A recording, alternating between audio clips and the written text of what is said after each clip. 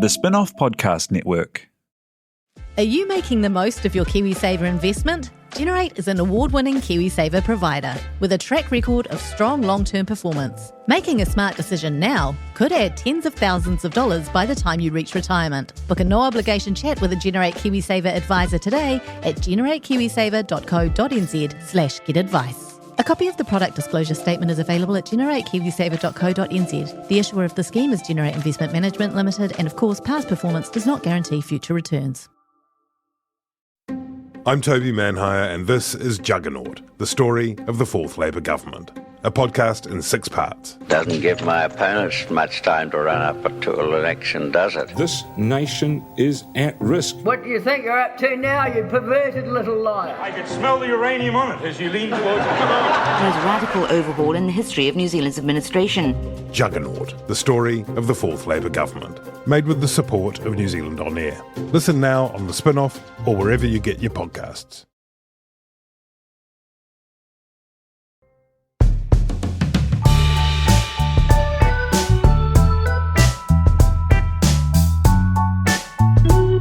Tēnā koutou katoa, my name is Toby Manhire, and this is a special pop-up bonus extra episode of Gone By Lunchtime, the Spin-off's politics podcast. You'll be hearing a lot this week. You may already have heard quite a lot about Blue Blood, a book by Andrea Vance about the bad times in the National Party, the bad times which followed the departure of John Key and Bill English. It's a story that everyone who listens to this podcast will be familiar with, but there are lots of details and there's quite a lot of new material in there that makes for a gripping read. Andrea Vance was kind enough to zoom in from Wellington to chat to us about the book. Many thanks to our beloved members for making this podcast happen, to Tiahe Butler, our producer.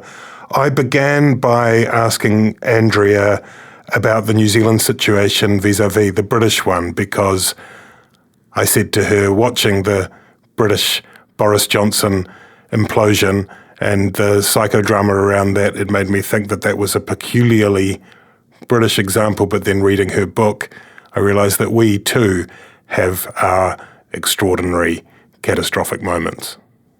Yeah, I know what you mean. I mean, I'm like you. I'm a huge British political nerd. I love it, and I've been following the Boris dramas. I mean, I have to say, I've read every single book that's been written about Boris. I am slightly obsessed by him because I find him such a fascinating character. So I have been glued to that. And the one thing about that whole, as you sort of say, that psychodrama was the moment when the first two key ministers quit while he's live on air. Like, that is next level bitchiness. Yeah, you know, he's like giving his spiel and doing his professional as much as Boris can be a professional politician, and all of a sudden, and that was clearly planned. And so I think that's the ultimate in nasty politics. You know, that is really pulling the rug out from someone. And as bad as the Nats got at their worst, and it does get pretty bad. I don't think they're quite as bad as the British Tories. I think there's New Zealand politics. This period is pretty bad as the Nats imploded, but it was never as bad as probably it ever got in Britain or Australia. Like it all happened. Yes, you can. It's writ large in the book, and you can see everything that went down. But a lot of that we didn't know on the outside how nasty it got. You know, there was hints of it, but they managed to keep it under wraps. And apart from maybe Jamie Lee Ross and Simon Bridges, there was no real overt kind of not stabbing in the back, but stabbing in the front. Yeah, it's interesting when you mention that, the way that some of that Boris stuff played out. One of the things we don't have here that they do in the UK, certainly in the States, and to some extent in Australia, is rolling news. You know, it's sometimes it gets to feel like it's a rolling news agenda, but it's just not quite the same, is it? Like, in a way, if there's one thing that the Nats might be grateful for over the course of this period, is that there weren't political editors at 10:30 at night delivering live crosses from outside Parliament. Definitely, and I think that's absolutely true. We don't have that 24-hour Sky news, and I think the problem with that is that obviously when you're reporting politics, you're always looking for something. Like there always has to be a fresh angle, and that's so much more true in online media. But we do live stream everything, so every event is live streamed. But those live streamers won't turn up until there's an event. So by and large, the political parties can control that. There are the set pieces, the caucus runs and the bridge runs and that kind of thing. But they don't actually have to go out and talk unless they really, really want to. I mean, the exception to that would be, I guess, on really big days at Parliament, you have a reporter staking out all the doors, the back door and the rubber door, and we're chasing them down the but again, there are many, many different entrances to Parliament, and if you don't want to show up and talk to cameras, you actually have to. You can't avoid it. So you knew it was a particularly big day when you could see Tova O'Brien's beret chasing politicians around the precinct. That is so true. That's so true. And fair play to Tova, because there are many political editors over the years who would send the minions out to do that work. Me being one of the minions, not one of Tova's minions, but but Tova was always there. God, she loves the drama. She's fantastic. So the other thing in New Zealand, I think, is very different. Is that we don't have. I think this is my favourite phrase, and I really regret that we don't have it. But we don't have Tory rebels. The parties are much more whipped, and there's much more discipline here. We don't, because of MMP, we don't have that culture of backbench revolts, which I wish there were. I love backbench revolts. Why can't we have more? Can you imagine? Can you imagine if maybe not the Greens, because they're always kind of revolting, but can you imagine if Labour backbenchers that you'd never heard of? Yeah. The closest we've come is Aaron Gilmore, and it was a mini revolt. That's right, and we don't see MPs crossing the floor very often, and that's barely a phrase I've seen mentioned in the New Zealand political media for a long time. Whereas maybe slightly just because of the sheer number of MPs, 550 MPs or whatever in Parliament. Of course, in the UK, when you get a big majority, there's going to be a lot of rebels, and there are a lot of kind of different factions, the geriatrics and the newbies and all that. We want a bit of that. Should we triple the number of MPs simply for the storylines? Yes. We need more elderly aristocrats in Parliament for their just delightful phrasings. But we don't. And when they do cross, because I love that phrase, crossing the floor. I love all those political terms. But when they do cross the floor, it's for really boring stuff like the TPP with Phil Goff. Was it Phil Goff and David Shearer? I think now my memory's failing me. But, the trade deals and native logging. Like, okay, these things are very important, but they're not, sexy. Hey. You wouldn't turn over Coronation Street to watch a live debate on native logging, would you? We said that there wasn't rolling news coverage, but there was through lots of this period that you document, which sort of begins from John Key's resignation. There was, particularly in the really crunchy periods, particularly in the most condensed periods, a sense that it was playing out in real time. And reading through the book, I was glued to that stuff. I was writing about a lot of it. Some of it I watched, firsthand. There are bits I'd forgotten. Going through, it was like, oh my God, that's right. That particular detail happened with Andrew Falloon, or that moment in the Todd Muller saying, were you like that too? Or have you got a brain where it was all up there and it just poured out? Or were you sort of stunned to recall some of the moments? Some of it I was. So 2017 campaign, 2017 campaign was the most mental thing I think I've ever lived through. It was crazy. And it was just mad from the moment that Materia stood up and made her confession about benefits to the endless negotiation period, sitting in Bowen House eating lollies. That whole period was insane. So I pretty much remembered every detail of every event from that. Maybe 2020, I don't know, maybe it's age, but also the 2020 campaign I didn't follow in the same way. I wasn't a daily beat reporter. I was working on a longer read that came out after the election. And so I wasn't at every stand-up or every event. And so there was bits of it I was like, had have not necessarily passed me by, but at the time seemed very insignificant.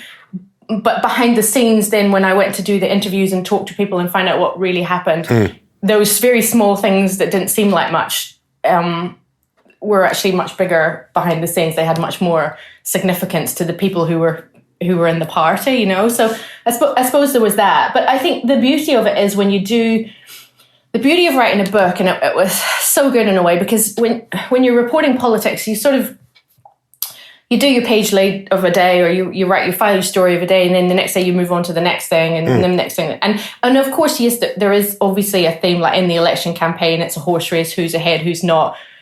What's morale like in the party? Is this party's raising money, this party's, poor, that kind of thing. But you never really get the huge big picture. So the beauty about writing the book was I could take a step back, and I mean, in my head, I knew there was significant moments in the fortunes of the National Party, like the minute that John Key resigned, but also going back to the deal that Key and English struck back in 2006, and even right the way back to 2002 when they appointed Stephen Joyce to do the election review after that disastrous 2002 campaign. I knew those things were all very significant, but it was really cool to sit down and map them all out and tell the story of how all these things interconnected to end up where they are today. So yeah. And you had a lot of people who spoke to you. Clearly, I mean, the book is informed by a whole bunch of different voices, which is one of the reasons it's so fascinating. Many of them are clearly on the record. John Key's there, and Jonathan Coleman, Chris Finlayson, Paula Bennett, a bunch of others. And a number of people who have, for reasons of their own, job security and so on, given you anonymous information. How did you go about, how was the process of bringing those people to you to talk about those times? Was that difficult, or were people ready to talk about it? I don't generally, people will talk to me. I think if you give people, as a journalist, if you build a reputation as being fair, people will talk to you. So I guess I had the foundation that everyone knew who I was. I'd been in the gallery for 10 years. I'd reported through much of the period. So it wasn't like I was introducing myself fresh to these people. Look, I think it's much easier to get, as a journalist, it's much easier to get people to talk to you after a passage of time, because in the moment, those people wouldn't have talked to me about the things that they said they would never have said at the time, because they didn't know how it was going to play out, and everything, events had much more significance, or there was so much more at stake, I guess.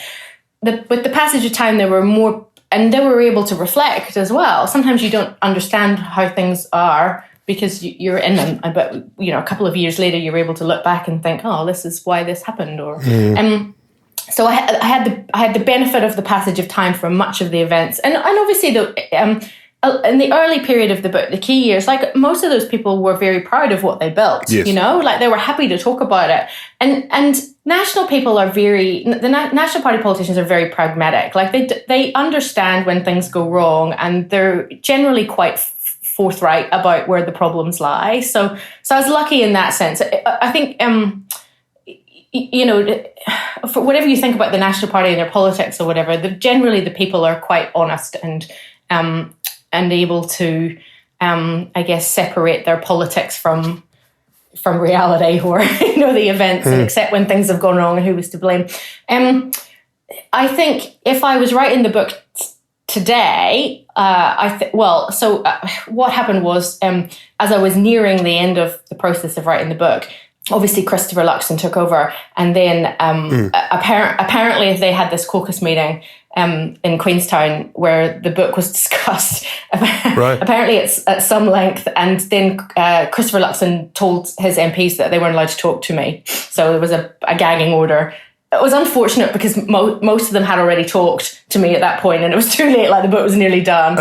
So I think the discipline has been instilled now, and they've moved into a new phase. So I was just really lucky with the timing, and that people were reflecting at what went wrong. They could see a brighter future. I started writing the book, started the interviews at the end of October. So I guess Judith was clearly on her way out, there was an acceptance that Judith was going to go, and it would either be Bridges or Luxon, whatever happened. So they were in a brighter moment. Also, what I found was when I interviewed people, like the interviews were so long, and I really, every single interview, I'm a bit of an idiot because I transcribe every interview, and my interviews are generally really long, because I'm a bit of a talker, as you can see. So a lot of the people who were involved, and this is particularly true for I guess the key players, but the staffers particularly. Yeah. And at the end of the interview, they go, "Oh, I feel better." So it was a bit of a... Did you have them on a sofa in your office, sort of lying down and spilling it out? I didn't, but it did have that kind of vibe. Yeah. Like people were they were just like ready to talk and ready to be like, this bloody awful thing happened to me. And I think people underestimate like it's a bit of a soap opera politics, but people forget that they are real people. And these are ambitious people who make huge sacrifices, politicians and staffers, for their career. And then it all can crumble overnight because of someone else's bad behavior. So it was a bit like, it feels good to get that out. And I feel like a lot of them were like, oh, it's actually nice that someone's interested in my point of view or validate, what. So there was a little bit of that. So, but I think I was just really fortunate in the timing. And if I had sat down to write a book about the Nats today, I think I'd have much, much more trouble. Right. And so some of the material you got before that edict was issued by Christopher Luxon included sort of some new information. I mean, one of the things that leaps out is the internal party review of the 2020 campaign, which has obviously got some pretty fascinating and pretty candid assessments in it. That's new. There's a bunch of other new stuff in there. What were the bits to you when you looked, as you mentioned, revisiting that over a wider arc? What were the sort of dots that you were able to join that we couldn't see? Was there anything particular in terms of the new material, in terms of the new information, that review notwithstanding, that you thought, that kind of joins up A, B, and C? Yeah, I mean, the review, I was chuffed to bits when I got my mitts on the review, I have to say. I bet. Yeah, because, the desire for a scoop never leaves you. But but what was, I mean, obviously there's this is great. But also what was really good was because I got it towards the end of the interviewing and research period, although I'd already started writing. So I sort of knew it had been promised to me for many months, and then I eventually got it. But I was so far in the process, and the review, and so the picture that I was building of, and the review kind of basically is the book because it sort of points to all the things that went wrong from the English Joyce tight team and the frustrations that built up and the ambitions that bubbled to the surface that destabilized English and then later on the whole party. So that it was really nice that the review kind of confirmed what I was thinking, my theories and what I was writing. So that was quite good. I was quite delighted that National formed the same view of themselves that I had formed. Yeah. It's nice to be validated. But yeah, I mean, I suppose it wasn't necessarily a new thing, but what was not a pleasure, but what was really interesting to me was to go back and look at the key years and have a fresh look at why that was such a successful time, why that political machine was so well oiled and how it worked, and talking to all the people on the inside who would never have explained it to me, at the time, but what made it so good and what its flaws were. So that for me, that was really fascinating. And I think the most fun I had in writing the whole book was there's a whole chapter on 2017 covering the rise of Jacinda and what happened to the Green Party and then the negotiations. And so finding out what was going on behind the scenes in those negotiations, I think, was the thing that gave me the most satisfaction. And I think that's because I was talking to people from all different parties and I was trying to take a helicopter view and get a sense of what everyone was thinking. And it was so fun because at that time, I was sitting downstairs in Bowen House with all the other reporters.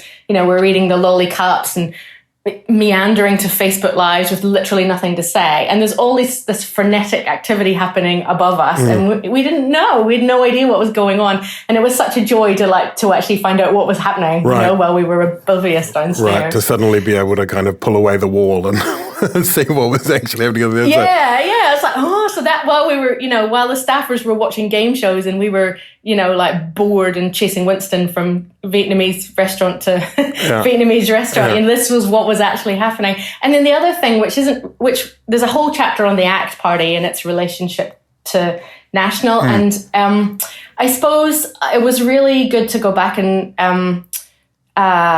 to work out what was, I didn't realize the extent to which the relationship with the National Party destroyed ACT, what it did to the ACT Party internally and all the tussles. And it was so bad that poor old John Boscawen had to resign because he was so mentally exhausted by all the infighting. Yeah. So those things, maybe they're not the greatest scoop, so they're not going to make a page lead in the Dominion Post, but I find that stuff really fascinating, that real behind the scenes, what was actually going on was the thing that gave me the most satisfaction. And it really helps the telling of the story, I think, to have those chapters that focus on the Labour Greens element and the ACT element, because especially in an MMP environment, the dynamics are such that no one is in a vacuum, and no politics are you, but the things that are happening in the other parties have dramatic effects. And so when you talk about John Key and what worked, one of the things that's interesting to me is you talk about the kitchen cabinet and it's both in terms of the senior MPs and critical roles. It's in terms of running the campaigns. It's in terms of running the office. So there's these crucial staffers like Wayne Eagleson. And then, Key was clearly conscious of succession. He was clearly conscious of bringing up these people. We had the Simon Bridges, the Nicky Kays, all these people that promoted through his cabinet. He was very conscious of that, clearly. So I don't think you could accuse John Key or the people around him of ignoring the importance of succession planning. And yet, I guess the question at the end of that is there anything when you look back on it that he or his team could have done differently to avoid this kind of atrophying that happened after he left? It's so interesting because that was actually when we started the process of with the publisher about like, do you want to do this book? How is it going to work? What's it going to be in it? And there was two key questions I set out to answer, and I don't think I've answered either of them, and that was one of them. I just wrote the book and kind of forgot about it. I did the classic politician thing: ignore the question and say what you want to say. Yeah. But the two key things were how do opposition parties in New Zealand avoid this catastrophic cycle of, I guess, boom and bust, very successful John Key, Helen Clark, then they fall into opposition and they just tear each other apart. And that was the saddest thing about writing the book, was what Key and Joyce and English and Eagleson built was a phenomenal political machine, and they tore it apart like this. Again, I don't want anyone to think I'm pro-Nats or anti-Nats. That's not what a journalist does. But they built this almost beautiful, perfect political machine. And within 5 years, they tore it apart. They destroyed it. And that's kind of sad. It's kind of sad. Like, that's, to build something, have success and achievement, and then have others destroy it on the altar of ambition and ego. So yeah, anyway, so back to what you were asking. That was, I set out to answer that question: can political parties avoid that cycle of destruction? And well, I think probably no, and because ultimately, in a political party, you always have alpha people. Yes. They're always ambitious. They're always on the climb to the top. Almost every MP thinks that they should be party leader or prime minister. That's why they get into it, And so there's always going to be this scramble for the top, the scramble up the greasy pole. And that's human nature. It's the nature of politicians. So to an extent, when there is success, you can keep a lid on that, because, and that's what Key did very successfully. All those people underneath thought that as long as Key was successful and the party was disciplined and united, they had a chance to climb up the pole. As soon as that sort of slipped or faded a little bit, they all climbed out, and that's what led to all the problems. So no, I don't think that they can avoid it. I don't know how you you can stack the party with very obvious candidates for leadership, a wide range of people, and that's what Key did. But there's a really good quote in the book from a very senior anonymous national MP who says, well, he did succession planning. He had the Bridges and the Kays and the Bennetts, and then they all blew it. Every single one of them blew it. So I don't know what the answer is. The second question I set out to answer was, what is the future of a modern national party, like post-Trump, post-Brexit, post-populism? And again, I don't think I answered that question either. I don't think even National can answer that question. And I think that therein lies one of their greatest problems. Yeah. Well, I want to come back to all of that in a bit, about Luxon and the situation now, because it's fascinating in light of your book, which all of them will read. So we'll come back to that in a bit. But just tracing in whistle-stop fashion through some of this extraordinary story. I mean, one of the key moments was the Simon Bridges The Simon Bridges episode, your book tells this part of it fascinatingly. It was an expenses thing. It was relatively trivial. It was going to be made public in a matter of days anyway. But Bridges just couldn't let it go.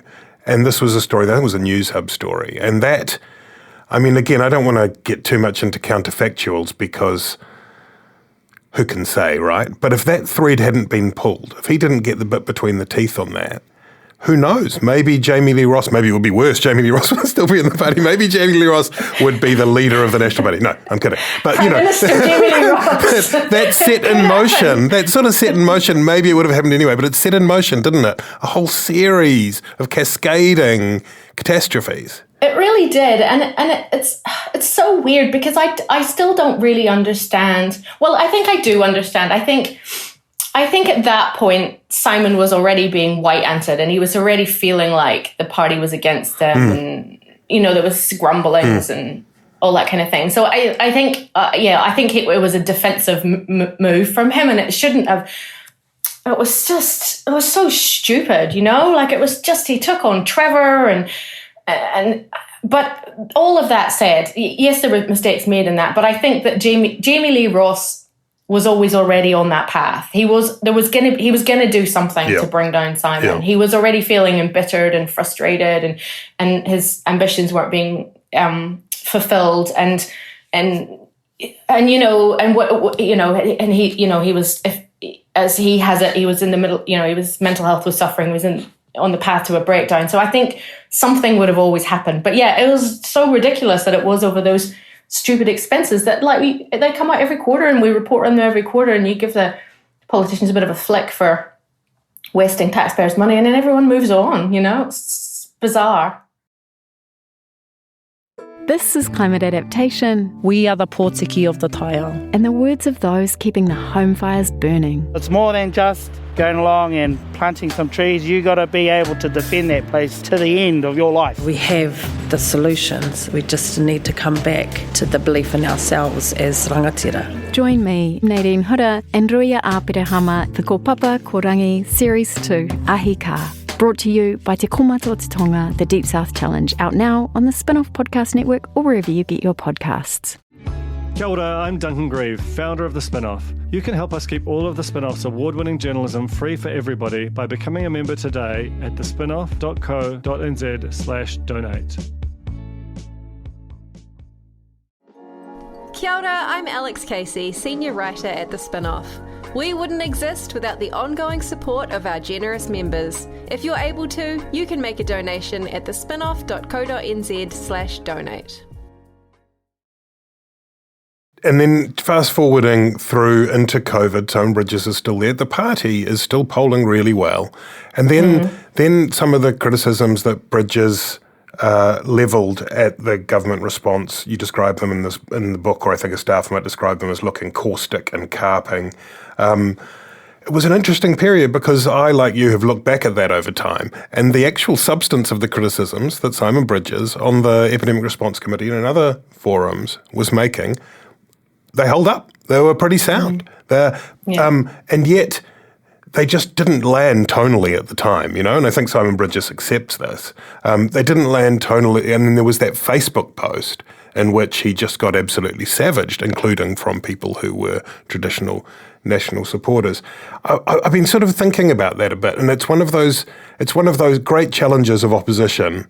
And we're seeing it a bit again with Luxon, I think, now in terms of some of the criticism he's copped over some of the remarks that were made in the policy exchange speech or the Q&A after that in London, is finding a line where you can be heavily critical of the government while being pro-New Zealand, and it's not just here, but it's particularly a New Zealand character. It's like if you're seen as somehow being sabotaging our nation, it's an interesting challenge, don't you think?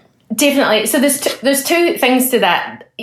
There's always a fine line, and how traditionally it's done in opposition is you, for a period of the 3-year cycle, you hold the government to account. You are, I guess, negative but not as you were carping, like you are strong, you hold them to account, and there's a period of negativity. As you get closer to the election, so in the election year, say, or in this, just as you head into the summer, you flip, and your message becomes less about criticizing the government and more about your vision for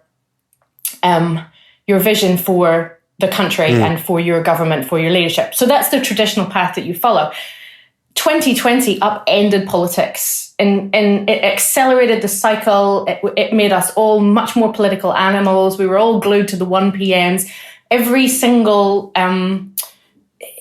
sentence was picked over, and we were, as a country, super sensitive, extra sensitive about everything. Like, are we doing the right thing? These are unprecedented times. Is our response right? We're all making extraordinary sacrifices. And there was a weird kind of thing going on in New Zealand where we were very defensive about our elimination strategy, and we're doing better than anyone, and et cetera, et cetera. And Simon Bridges just got that totally wrong, completely wrong. He went into the old model of negative politics, which he's very, very good at, and holding the government to account. And it just was the wrong time for it. He should have just gone into I think one of the politicians in the book just sort of talks about it in the World War phase. You just have to get in behind the government and show support. And that's what they were advising him behind the scenes. You've got to be more positive and united front with the government. And that's what he should have done. And he didn't. And I think, but then whatever Simon Bridges did in 2020 wouldn't have mattered, because Jacinda was always going to win the election in 2020. That was always going to be a landslide, because the nation was thanking her for her efforts, essentially. And they didn't want to change. They didn't want to unsettle the COVID response. So Simon got it wrong, and the party overreacted.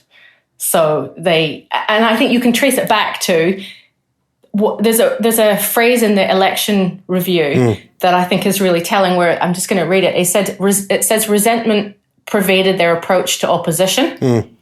So they couldn't get over the defeat in 2017. Well, they weren't defeated in 2017. They couldn't get over losing out to Labour in 2017. Yeah. And for the 2017 to until COVID struck, they believed that it was going to be a one-term government, and it was just a blip, and they were going to return to power, and National would continue, and the key English experiment would go on. All would be right with the world, and then that didn't happen. It was, I mean, it's going back to that election night in 2017, it was broadly being analysed as a national victory. We didn't know which way it was going to go, and you've detailed what played out. But it was, I remember the Herald on Sunday the next day basically had some headline that talked about victory for English. So that did set the process, didn't it? Just to push it ahead to that resentment and that overreaction, as you put it, manifested in the Todd Muller. I never knew how to pronounce his name, Muller. I'm still not sure. The Todd Muller 53 days, which seemed like 53 hours and 53 years. It was a strange bubble of time, right? And yeah, there's great detail on it in the book, but one of the things that I was my jaw dropped upon reading, which I hadn't seen before, was that according to people near him, he went home at 8 p.m. on the night of his victory, and sort of thought, that's lovely, I'll go home and have a cup of tea and some bacon and eggs. And then this is a quote. Chicken and coleslaw. Was coleslaw. Sorry, the important detail. But then also, and this is a quote from an unnamed person, so take that with that grain of salt. But it said he wasn't involved in his own reshuffle, and at that point, I just think, what the fuck? Like, how can you be your whole life? He wanted to be president of the United States, and then he realized that wasn't attainable, and so he downscaled. But with that level of ambition, that level of plotting, that whether or not you think he drove that hard, he was obviously instrumental in it. And then to go, oh yeah, it'll look after itself. What is going on?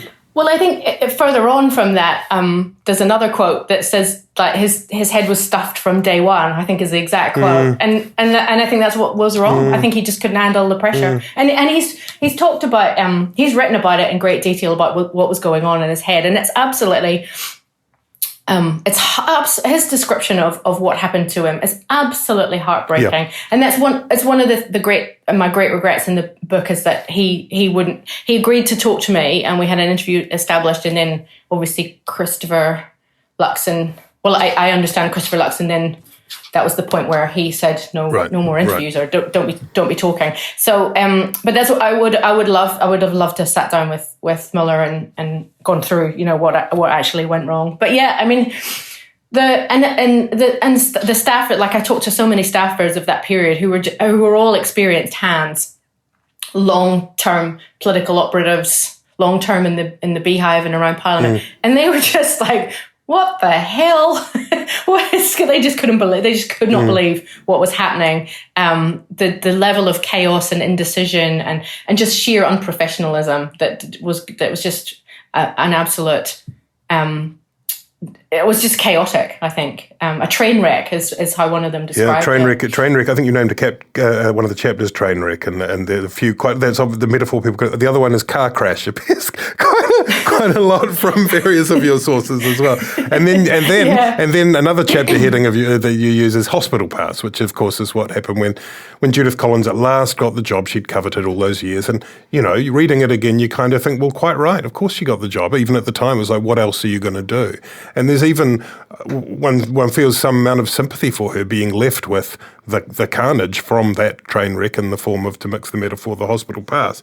And yet she still manages to mangle it, right? To mangle it further, drives another train, another car into the crushed pile-up. It's another extraordinary period in New Zealand politics. It was. And, we see Judith Collins as a very two-dimensional character, and I suppose in a sense she's one of the hand quotes villains, because it was such a disastrous campaign and the way she behaved in the campaign and afterwards.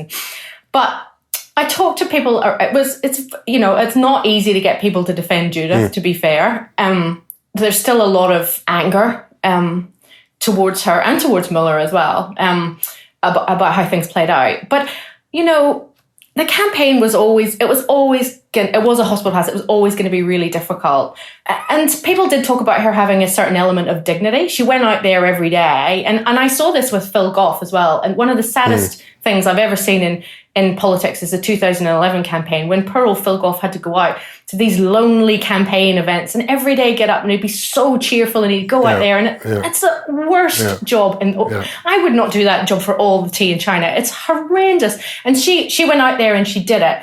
And there's a quote by someone defending her right at the end of the chapter where she falls on her sword, and it talks about, and it goes back to that issue of mental health. It talks about how alone she was and how she didn't have the right levels of support. Yes, she had her coterie of let's be brutally honest, not very talented people around her.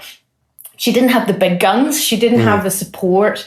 And it was a very lonely time. And Judith's a really tough character. There's not many people in politics like her. She's very resilient, but it must have been bloody hard. Like, whatever you think about her, you have to have an element of sympathy for her, I think. It was a really, really tough job. It was a hospital pass.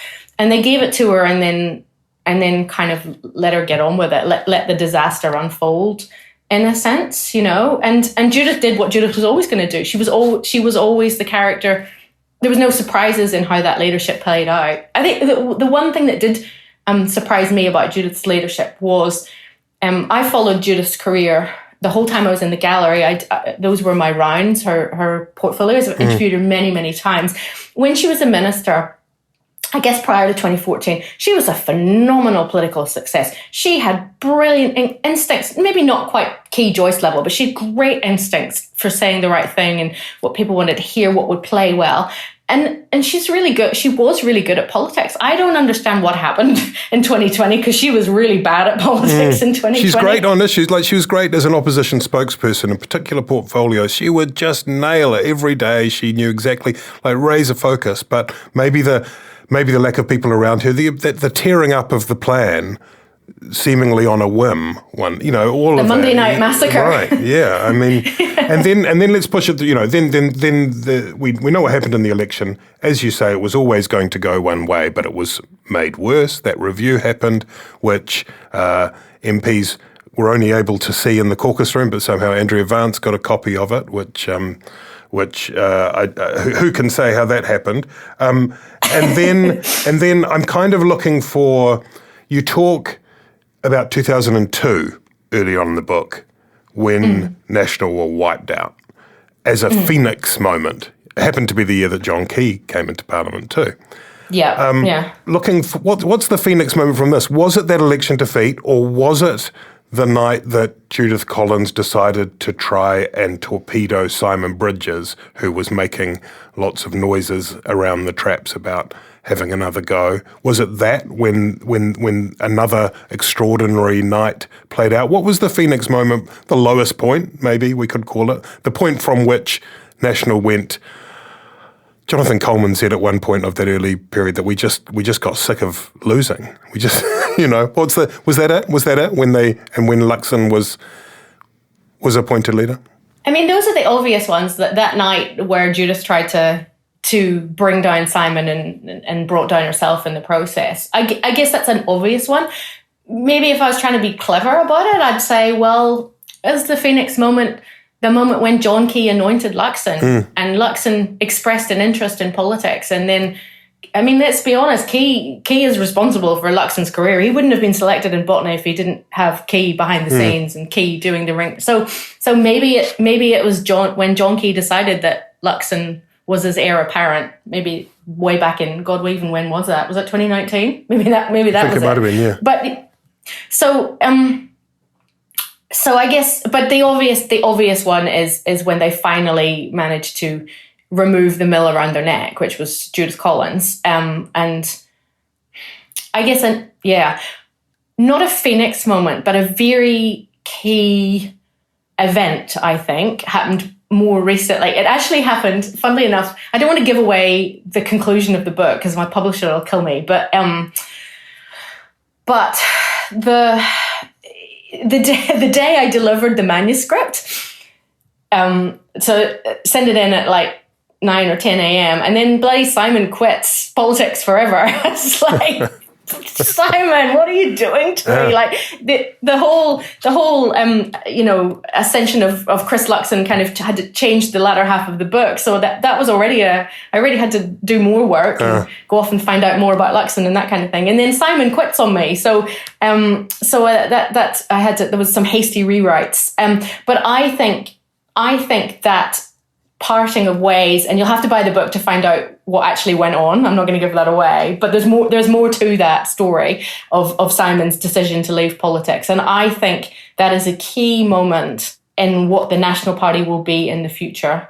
The tensions that always exist in National between the Liberals and the Conservative factions, but not just that, but the direction of the party, the economic direction, what they stand for, what's their North Star, what's their soul.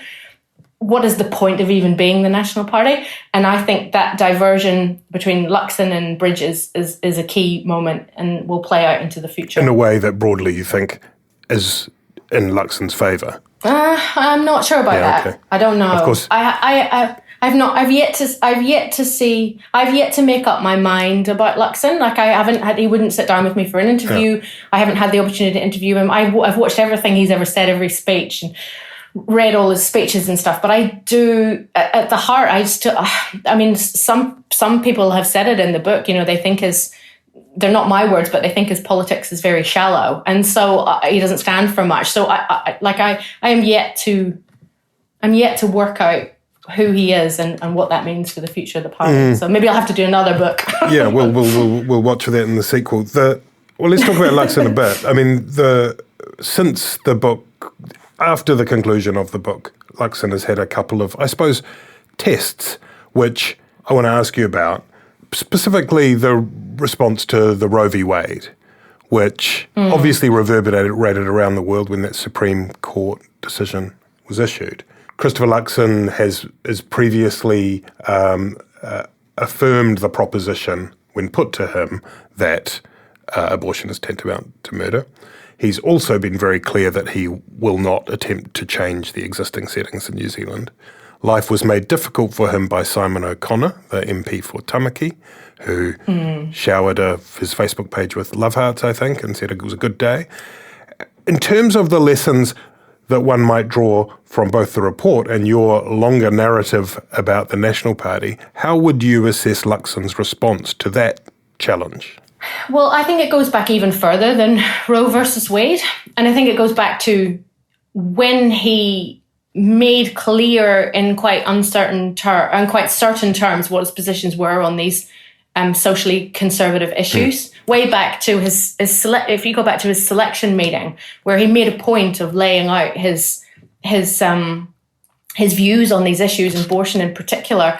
From that point on, it became a fixation of the media and of political commentators, Luxon's position on abortion.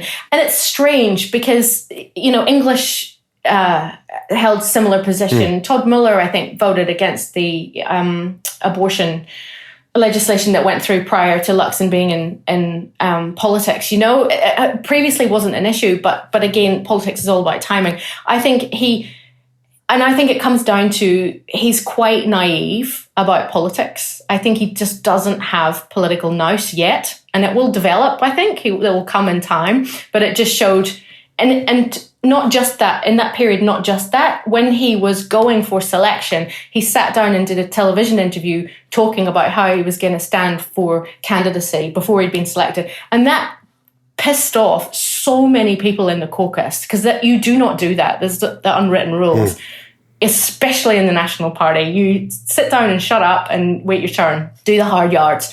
And so he upset his colleagues. He set out these very rigid views on social issues, and it kind of dogged him. It's dogged him all along. Then, it came up when he was leadership. He did that interview with, I think, News Hub, where he didn't actually say abortion is murder, but he didn't shut it down. Again, shows his lack of political nous. He then Roe versus Wade, the decision was, we knew that was coming. It was leaked. He had plenty of time to prepare. And so I don't understand why he's still in this mess, why they haven't come up with a clever answer, because it will come up time and time again. And it will keep coming up because it doesn't matter if he says, I'm not going to change the laws, because women are have always been key to national success. Yeah. John Key was great with the female vote, he won because he attracted the soft middle female vote. And women just hear his position on abortion, and what they hear is Christopher Luxon doesn't think that I should have control and choice over my body. And it doesn't matter what side of the fence you sit at, that's a very visceral reaction.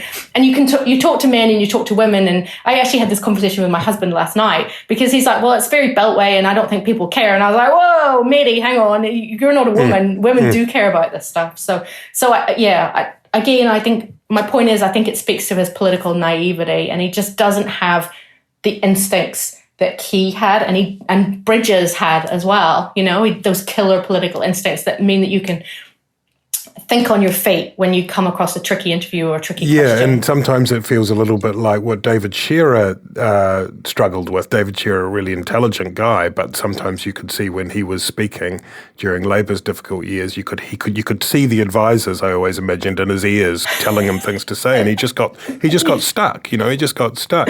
I mean, the sort of, in a way, the dilemma, the thing in terms of Luxon, at once there are complaints that he doesn't know what he wants, that he's not, that he's just there to win, which is a criticism that's been sometimes levelled at Key as well. And then, so we want more conviction in our politicians, but then we're also saying, he needs to learn how to better dissemble to avoid having to say what he thinks. It's a tricky one, it's a tricky one to navigate. It's really right? tough. To give him that. It's really tough, absolutely. And I think it speaks. That dilemma speaks to the wider problem with the National Party. Like, do they exist to continue to exist in government, or do they have wider convictions? Like, what do they actually stand for? Will they always be a reaction to Labour's policies, and I think in the Key molds they they kind of do, they're an enormously successful machine, but they do lack a soul somewhat, you know, and I think that's what Luxon, I think that's the direction that Luxon is going in. And I think it does help that he maybe, I mean, again, I haven't interviewed him, so maybe I'm being slightly unfair, but the perception that I have in poring over his utterances and speeches is that he doesn't have deep convictions, and he isn't a politician in the same way that, say, Simon Bridges or Bill English had deep views on the economic and social direction of the country, real deep thinkers on the right who knew what they wanted to achieve. I'm not sure that Luxon is that, but I could be wrong. It's very early days. There's time for him to sort of set that sort of philosophical stall out, isn't there? It's obviously there'll be a tendency to avoid that for a little while because it's a hot potato. And the election. The election campaign, I guess, will strip that bare. You know, like you've got no choice but to set out your stall. So you know, again, maybe I am being slightly unfair. Maybe that will come. And I guess one of the other, I mean. And at some point in the book, you quote Neil Jones, who's a former Labour staffer and now a lobbyist and a commentator, talking about how during the Labour years, the way the avalanches form, you know, they have their own internal momentum to the extent that each bad thing looks worse because it falls in the succession of bad things, you know, and that's human nature in a way. Like it happens in personal relationships, it happens in work relationships, and it happens in politics in terms of the way we perceive it. Lots of the national things were spectacularly bad. They were made worse by the fact. I mean, there's a great quote in the book. I can't remember what I can't remember the exact line. It was something about. Oh, here it is. It was like that just about every day. You think it can't get any worse, and then it did. And that was it, right? So my question really, in terms of the Andrea Vance meter of continuous built-up clusterfuckery, is where is the National Party now? You know, there was that line at the speech at Policy Exchange where people have got stuck into. I don't think it's been terrible for him. It might have been terrible if there had come off the back of more things. You know, it feels like a sort of 48-hour wonder. How much? What's my question? How much ballast have they got? How strong is the machine now? How much? How strong? How can it withstand the difficult moments which will continue to come? I think it's fine because, for all that speech was, you know, for politicos like Leo and I, it's a disaster, you know. Most people are living their lives and they don't really care. And also, like, to be brutally honest, a lot of what he said, a lot of people are currently thinking, you know, and I'm not saying that lightly. You can see that because the one thing when you are writing about politics and you're thinking about electoral cycles is the one thing that I always come back to in polling is not where the numbers are, but it's the right track, wrong track, or in different polls, you know, the appetite or the mood for change. And that's clear, you know? The way the wind is blowing. The way the wind is blowing is definitely changing. You can't deny that, whether you're right or left. You know, people on the left are worried. People on the right are celebrating because they know that the election's going to be close. There's a lot of water to go under the bridge. And the other thing I always say about politics is never predict anything because you're definitely going to be. I'll write a column one week and then next week I'll be like, oh shit, I was kind of wrong about that. That's the nature of politics because things change and especially in New Zealand politics, it's very unpredictable. Sorry.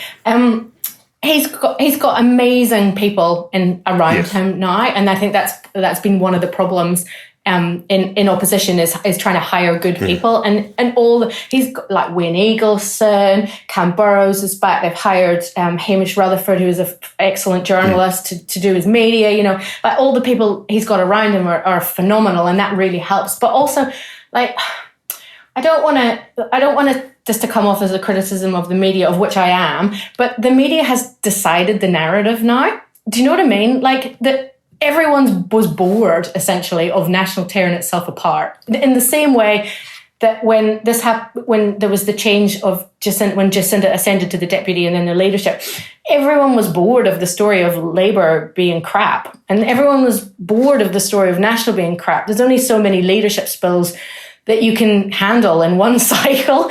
And so I think the media has just decided that in the same way that they did with Key, this is probably the guy. Like, we can see this guy as Prime Minister. And so that essentially, the narrative is that he is a contender and that he can go head to head with Jacinda, and it will be a close election, and we're going to have a good old fashioned close election fight. And that's all these things. I'm not saying that is the deciding factor, but all these things combine, the timing of it, the right person, the people they have around it, the media direction.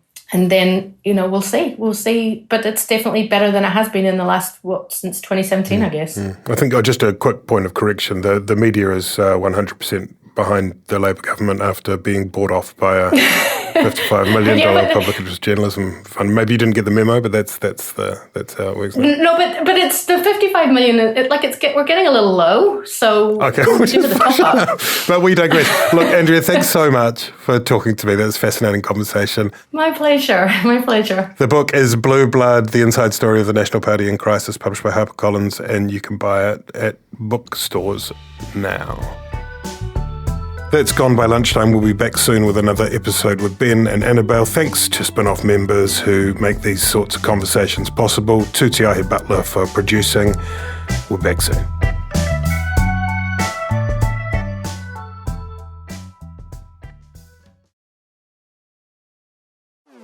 Talofa lava. I'm Madeline Chapman, editor at The Spin-Off. If you have the means, consider supporting our high-quality journalism by becoming a Spin-Off member. Sign up now at thespinoff.co.nz/donate. Kia ora e te iwi, Tutiahi Butler here, podcast manager at The Spin-Off. If you enjoy listening to our podcasts, consider supporting our mahi by signing up to become a Spin-Off member at thespinoff.co.nz/donate. The Spin-Off Podcast Network.